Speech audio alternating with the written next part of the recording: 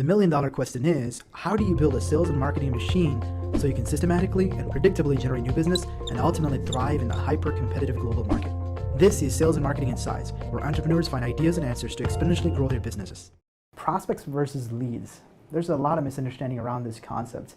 Over the last 10 plus years, I sat across the table from several senior executives, sometimes CEOs, sometimes senior sales professionals, sales executives in large firms where they're having heated discussions around this topic. The CEO looks at the sales rep and say, we need more sales. And the sales rep turns around and say, we need more leads. And then both of them turn around and look at the marketing person, hey, where are the leads? So as you can imagine, there's so much discussion around this concept of prospects versus leads. So what it is and why is it important? So I hope by watching this video, you walk away from some insights on what they are and how having a clear definition of what those two things are would help your organization do tremendously better from a sales and marketing standpoint.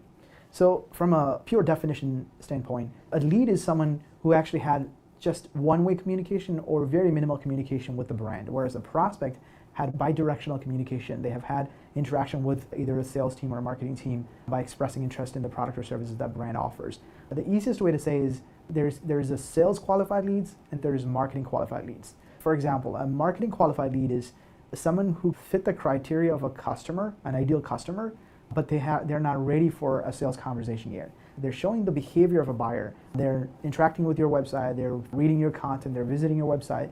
They may even have downloaded an ebook or even attended a webinar. So they're showing indication of a buyer, but they are not necessarily ready for a sales conversation yet. Whereas a sales qualified lead is someone who actually are sales ready, that they're having sales discussions with a product expert or a salesperson within your organization. So if you understand the marketing qualified lead versus sales qualified leads, then you can understand a lead by definition is very early in the buyer's journey, whereas a prospect is much farther down the funnel.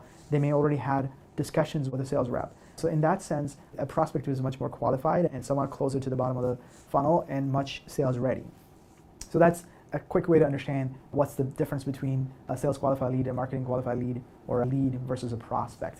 So why is it important that your organization adapts a proper definition of what a prospect or what a lead is?